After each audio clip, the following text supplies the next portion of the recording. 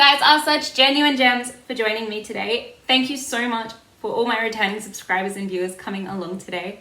It really does make my day and warm my little heart every time you drop a cheeky little like or leave a comment downstairs so that we can have a chat. It's just the best notification ever. So thank you so much to everyone who shows up and comments on every video. I think there's about 5 of you that are here consistently every fortnight. It's just my favorite thing. You have no idea how much joy you bring me. And of course, a huge hi, hello, how are you to everyone that might be new and have just found us. I'm so glad you're here. I hope you like what you've seen so far and you found a reason to stay and hang out. My name is Ms. Chloe, and this is my little corner of the internet where I get to share my cross-stitching journey with you guys. Today, I just have a quick little update for you. I have 6 different pieces that I have been working on in the past fortnight, and I'm so excited to share them with you. So we have everybody you've seen before. There are no new starts this time, no new starts, but I do love them a lot. I've brought back a couple of old favorites that you may not have seen for a while, and I'm very keen to be working on them. So they're going to come out to play a lot, I think. One of them has moved to work as my work project, so I'll talk to you about that one a little bit later.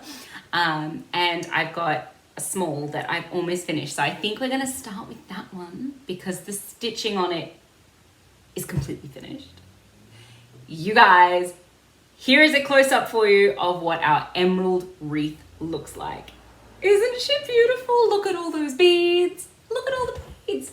Now, this piece is really tiny, so I haven't actually brought along the physical piece to show you. So I will be pulling a split screen for you now so that she stays up and you can continue to see her. So the only thing missing on this one is the hanging Santa. Now, Santa's face did come in the kit. I do have him, and I will be putting him on a little bit later. But I wanted to cut it out first so that it wasn't kind of hanging in the way and getting stuck with my scissors and all of that sort of stuff. So I actually got some tips from my friends who have done lots of Mill Hill kits in the past. Thank you so much to everyone that reached out and talked to me about this. I really appreciate it. So as I mentioned last time, my friend Kat did mention that you can get boards to sort of mount, or frames to mount them on so that while you're stitching, things don't get stuck. I have ordered a set. I'm very excited for those to turn up. And then another one of my friends has gone through and told me that I should cut the piece out and then take it to work and I should scan it. Now, if I photocopy or scan this piece, it's going to be the same size, and I'm going to be able to cut a piece of felt out without having to worry too much about layering everything together and hoping for the best. So I'll give myself a template with the perfect sizing. So thank you very much to everyone who gave me that suggestion. I do have 2 of you that gave me the suggestion. So obviously it's a well-tried method and it works properly. I'm so keen to give it a go. I think it's really, really smart to cut it out first and then photocopy it and then go and make your backing board. So I'm thinking for this little wreath, I'm just going to get some green felt from our local craft store, which is Spotlight, and I'm going to sew him together. I think it's going to be really, really cute, and then I can pop him up with my other decorations. So as you guys know, I don't like to pack things down. I like to have them up all year.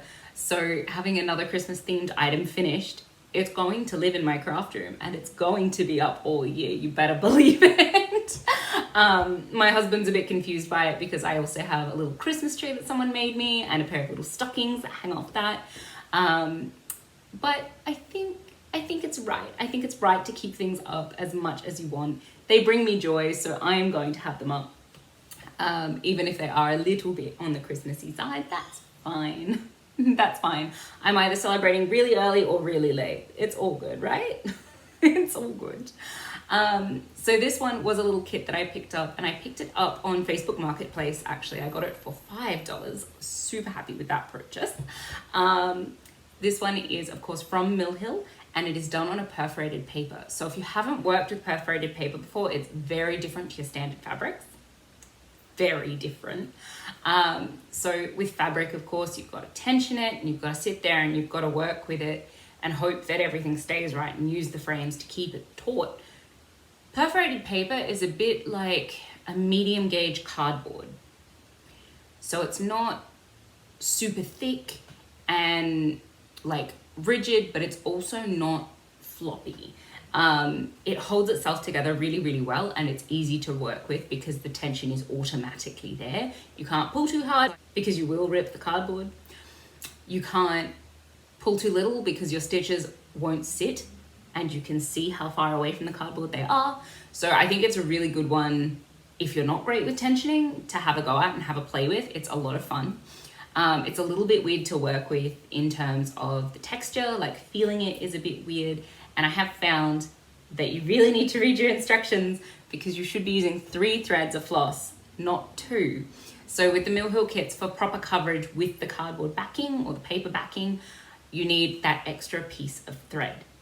If you haven't read your instructions and you just go, I know how to cross stitch, girl, I can do that. Don't.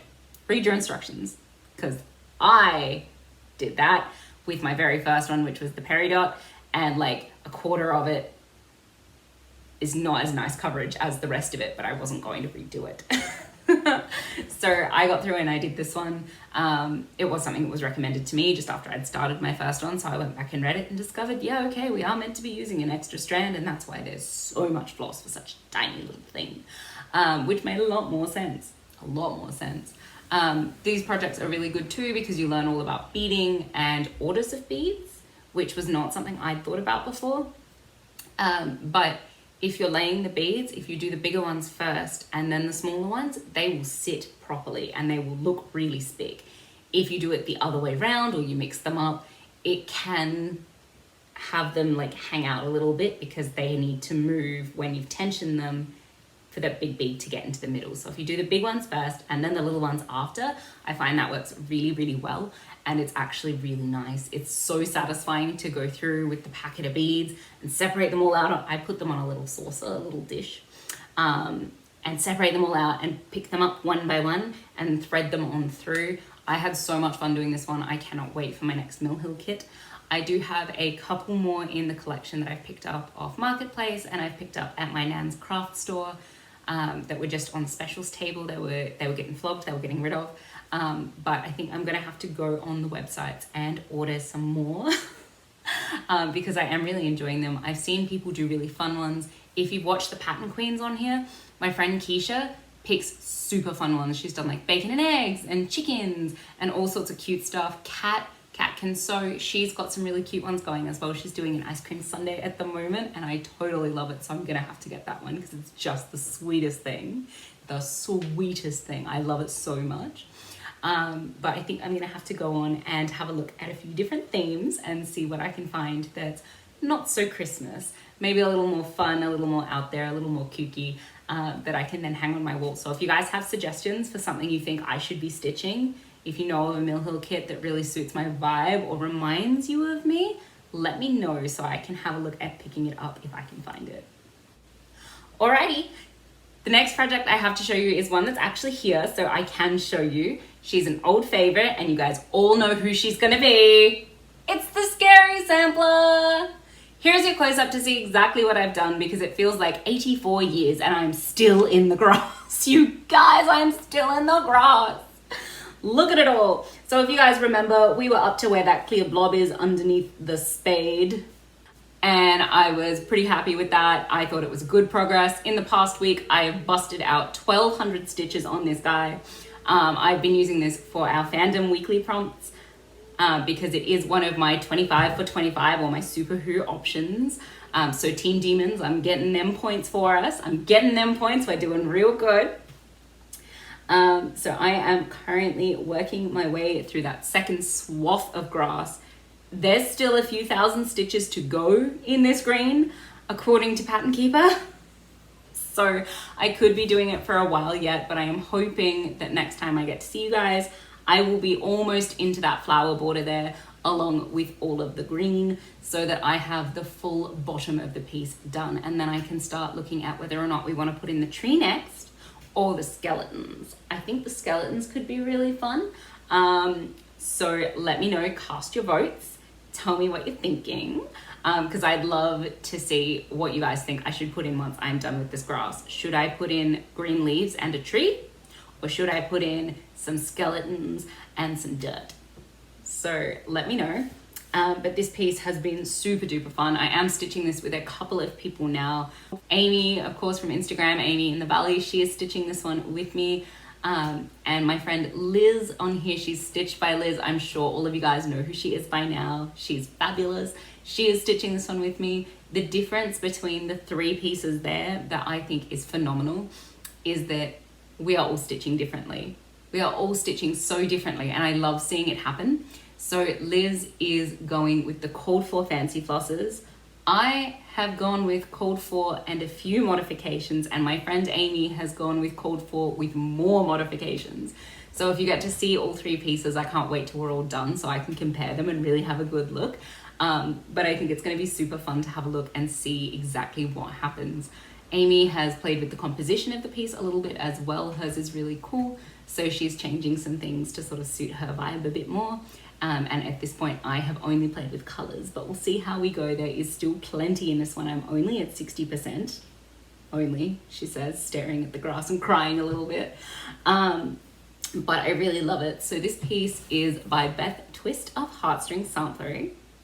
And I am stitching it 1/1. So 1 thread over 1 square on a 28 count even weave from Spike Art. I believe this is vintage mocha. It has been a while since I started it, so I'm not super sure anymore. I've had this project going for about a year, but I am super loving it, and I just think it's turning out to be really, really pretty. So once all the grass is in, it will look amazing, and I can't wait to share that with you guys. The next piece I'm going to talk to you about is what I'm calling my work project. So I have been having a lot of trouble lately remembering to bring projects home or take them to the office, or I'll take them to the office and I'll not have any floss because I've left that at home. So I have a dedicated work project now, which is why I don't have a physical one to show you right here. So I'm going to do a little bit of a close-up and then a split screen for you. So this is the JK's Retreat exclusive bookmark done by Carol Nielsen. It's one of Carol's koalas, and I love it so much. So it's just going to be a sweet little bookmark. At the top, it's got JK's, and at the bottom, it's going to have last year's year on it, so 2024. And in the middle, we've got 2 koalas. One is hanging down looking over a branch, and the second one is absolutely gorgeous. He's got a little needle and thread, so he's stitching. This came as a complete kit for Retreat, and I started it at Retreat. I stitched it a couple of days there, and then Amy and I stitched it together in the airport for a little while, and I really enjoyed it. But because this is a complete piece and it came with a bag, it came with thread, it came with a hoop, it had everything. So I have packed this up and it lives in my drawer at work. The only problem with this guy is that he is on a paper pattern. And I do not have the time or the spoons to convert this to be Pattern Keeper compatible with scanning. It's always terrible. The photo function, not for me, thank you. I still think he's really cute though. I think he's really cute. I like him a lot. So at the moment I am about halfway through the colors of the second koala. The first one is completely done, including backstitch. I made mistakes, but I love him. I did the thing where I went, oh yeah, that symbol's this. But also I was sleep deprived and at an airport, so I put the color with the wrong symbol, even though I checked it and I was like, it's this line, and I put it with this line. So my top koala has a little more dark stitching in him than he's supposed to. But I love that for him. I think he's very sweet. He's unique. He's like me. He's fine. He's fine. He's just a little bit weird. And I think that's really good. I think that's really good. I love him so much. So yeah, this one is by Carol.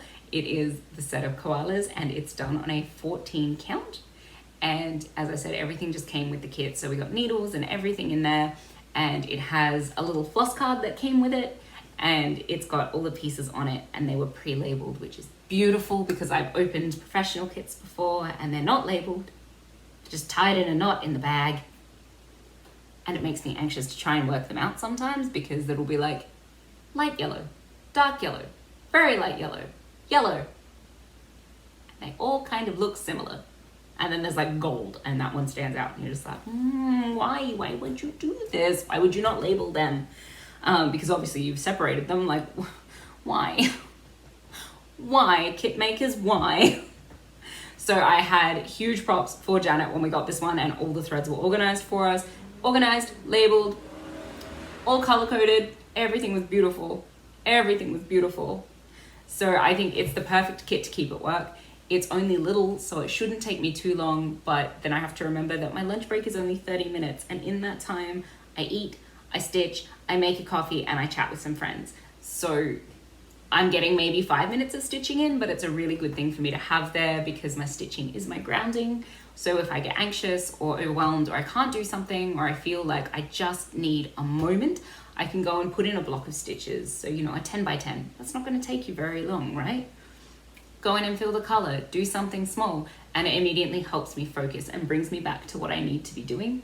So I love that I've got it in my drawer now. I can see it, it's got a project bag, it's just there.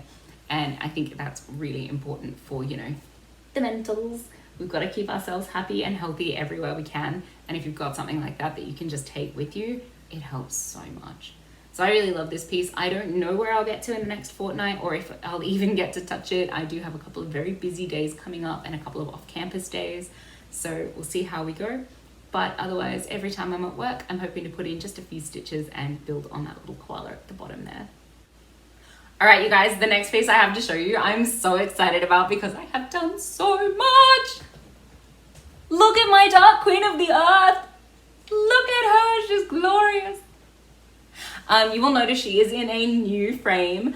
The frame I had, one of the rods had an issue because it was a split frame and it snapped at the end, and I was just like, okay, fine. So I had to take another project off this guy and I have popped her on, but I'm so happy with how she's looking. So I managed to finish an entire part of this while I was away for the last 2 weeks. And you guys, I think she's looking fabulous. She is, of course, the Dark Queen of the Earth from Autumn Lane Stitchery. And she was a stitch along from 2 years. Yeah, 2 years ago now. 2 years ago now. But I'm giving her some love and I've dusted her off. I'm so happy with how she's turning out. This branch was forever big. It just kept going. And because her head needs to fit in this little nook here, as well as her chest, I was just like, oh my gosh, if I miscount, I'm gonna have the headless queen. And we don't want that. We don't want that. We want a queen with a head. So I counted like 6 times before putting the stitches in, and I got my husband to check some of them. The poor man does not know how to cross stitch, but he now knows what over 2 means because she's over 2. So he helped me double check all of it, but she starts out down here and she goes all the way up and around. I am so happy with this.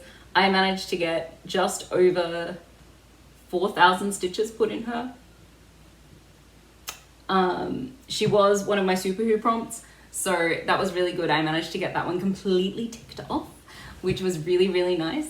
And now I'm just using her wherever she'll fit because I would like to finish her this year, but I am feeling like it might be her year with how much I got done in one sort of session or one set of weeks.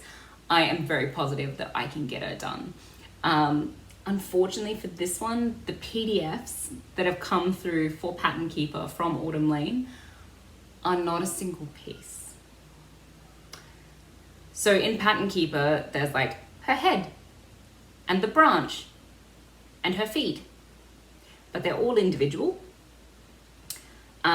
which has been a little bit of a challenge because I've had to try and plot where things are based on what I can see in Pattern Keeper, which sometimes is not a lot, and it's just floating in the air. And of course you can see I didn't grid because I don't grid, you know that. You know that, I am not a gridder, especially on a 32 count opalescent even weave. No, that's too much counting, so we do have to keep our fingers crossed that I can count properly and everything is fine. But at the moment she seems to be okay. I've only had to frog once for a proper miscount section, and that was over here in this branch, like with this little viney thing, and that was a few weeks ago. So we're gonna keep riding the good train of momentum and hope that we can get some more in. So for the next section that I'm working on, I'm hoping just to put in her arms. So one is partway done, it comes down here, and the other one reaches sort of up in this section underneath this needle minder here.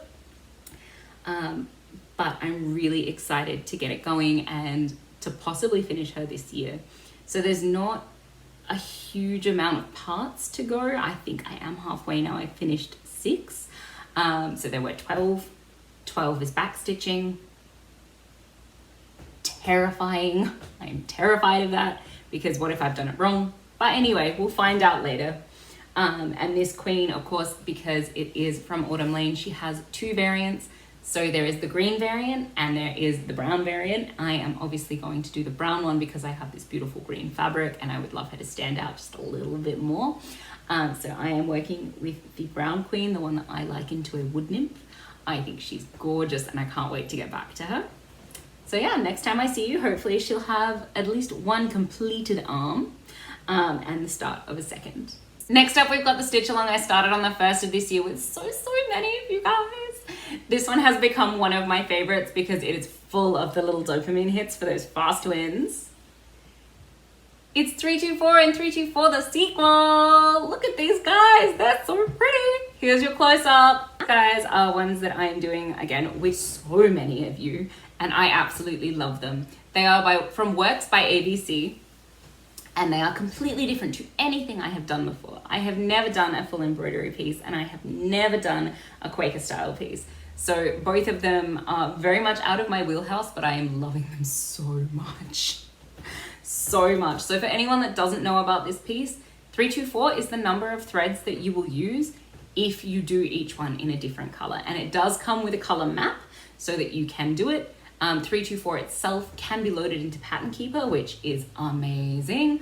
However, it's loaded in a singular color, so you will still need to print the map out. Trust me on that one, print your map. Print your map, it's a good time. It's a good time. As these frames are a little bit awkward to hold, I am just gonna split screen her for you so that you can still see her while I'm having a chitty chat. But I am absolutely loving this. I love all the pinks and the reds and that little burgundy color that's been thrown in lately. So nice. So my plan with these guys is to work down in blocks. So I will be working down this. What you can see here is a full section on the page. So I'm just gonna work it down and then I'm going to go across and fill in the rest so that I have the A4 from the map. So this is from the color map, not from the chart map. They're all different, especially the embroidery one, they're all different, but I love it. So the embroidery one is absolutely wonderful to work on. I was a little bit worried about it because it is an embroidery map and I've not really done much of that, but it's quite large. So each square on there is quite large and it's all gridded so you can see like A4 and things like that, which is really nice. So you know exactly where you're going. For the more difficult stuff, it has more complex diagrams which are printed on another page and it tells you which diagram to go to. Otherwise, it just tells you exactly what you're doing. And the color map has the strands on it. So something I found really interesting was that one of the squares I've done recently had a single strand for like the diagonal stitches, for example, and then the upright stitches had 2 strands. It might have been the other way around. It was a week ago, I'm sorry. But it was really interesting to do it and then see the difference in the texture and the depth from the 2 different strands. So I thought that was a really cool thing to learn and it was a lot of fun. On this piece, of course, I have also learned how to French knot. Thank you again, Liz. I talked about this last video. It is a new skill for me, so it's something that I'm going to hold on to for quite a while. And I think all of these, learning these little stitches is just a lot of fun. It's given me some ideas for mixing some embroidery and black work into my other stitching. Say maybe if I don't like a motif or I think it could use a background or a fill-in somewhere that doesn't have fill-in, I can look at adding something from this map and I can go back and reference my little diagram and go, okay, this is how I do it. And something else I really like about the diagrams on this one, she's marked in dark and in light. So you follow the first round, and then you go over the top with the second, which is really helpful too, because your things will lay exactly how you want them. For the Quaker one, I'm really enjoying all the different shapes. My friend is calling it the snowflake one. She thinks it's really pretty too, and I love that. I love it. It's been brilliant because every time you finish a little tiny square, you have this huge hit of dopamine. So it's really keeping my stitchy mojo going.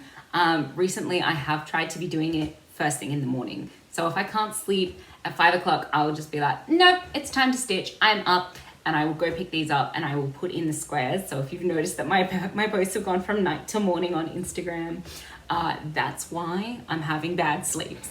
But it's nothing terrible. It's too hot for sleeping, honestly. Australia, you know, it happens. But I'm having a lot of fun with it. So I'm trying to get them done in the morning and then get myself ready for work. And I'm finding that it's making me really centered and it's making me feel achieved before I even leave the house. So that's really nice. Also, it's just nice to curl up in my craft couch, in my pajamas, and do something creative first thing in the morning. I'm really liking this change for me. So I'm hoping to keep it running for a little bit longer. So obviously plans for these two for the next 2 weeks is a square every day. So far, I've only had to have 2 days of catch up where I've not done quite enough, so I've had to fill them back in. And I'm really happy with that. I've stayed pretty on task, so I'm really, really thrilled that I've been able to keep up. I did not think I would be a day-to-day stitcher. I thought I would either get really sick of it or get really obsessed with it, and I'd need to fill them in straight away. But neither of those things happened. We have happy medium, and we're doing it every single day along with all of our friends. And I love it because I keep getting tagged in posts. So I get to see how different everybody's looks. And it's so interesting that we've all stitched the same amount of stitches. So there's the same square numbers in there, right? But I've chosen to go in this vertical little rectangle. One of my other friends has gone along every line. One of my other friends is going diagonal. Another friend is just doing it as she feels. So I'm finding it really fun to see just how different the projects are actually looking. And most of us have started up in this top corner. You know, we're doing all these pinks and these reds and the burgundy colors, and we're having a great time. My friend Amy, if you go and check out her Instagram, she's Amy in the Valley. She's done the full line across the bottom. She has completely different colors and completely different squares to us. So I'm really keen to get down there and meet her and like start in those colors because they're just so pretty. They're so pretty. This whole piece is so much fun. And I love that it turns into a giant rainbow. Here is what the covers look like so that you can see the final result, because of course I've been split screening, so you don't get to see the end piece. But this is what they're gonna look like, full of rainbows. So in the next 2 weeks, I will have 14 new squares for you guys to enjoy. So that's the plan for those two, the daily double, as my husband calls them. Insert Jeopardy noise here. I'm hoping to get a little more done on my queen, so put in her arms, get that done. She can go for rest. She can go and rest for a while. And I would like to get my 2025 stitching finished on the Scary Sampler. I'm not going to aim for the end of the grass because that's terrifying, but I think if I can get him into the flowers or up to the flowers, I'll only have a little bit more to go. She doesn't stick out that much further. And then I can be really happy with that. So that is my aim for the next 2 weeks. In the meantime, please feel free to reach out. As always, you can DM me on Instagram. You can message me here. I'm always up for a chat. Please, please, please reach out if you want. I've had people that have reached out after a while and say, oh, I wasn't sure about, messaging. You always say you can, but it felt a bit awkward. Don't feel awkward. I just want to chat about stitching. I cannot have enough stitching friends. I cannot wait to chat with you guys and hear all about everything that you're working on. I love knowing your projects, so please drop them below. Let me know what you're doing. It's how we make our shopping lists, of course, because the more cool projects I hear about, the more designers I find, and the more designers I find, the more stitching I have to start, obviously. But yeah, that's me. So I'll see you guys again in 2 weeks. But until then, you stay safe, you be happy, and you craft something beautiful. I'll see you again really, really soon, crafty creators. Bye.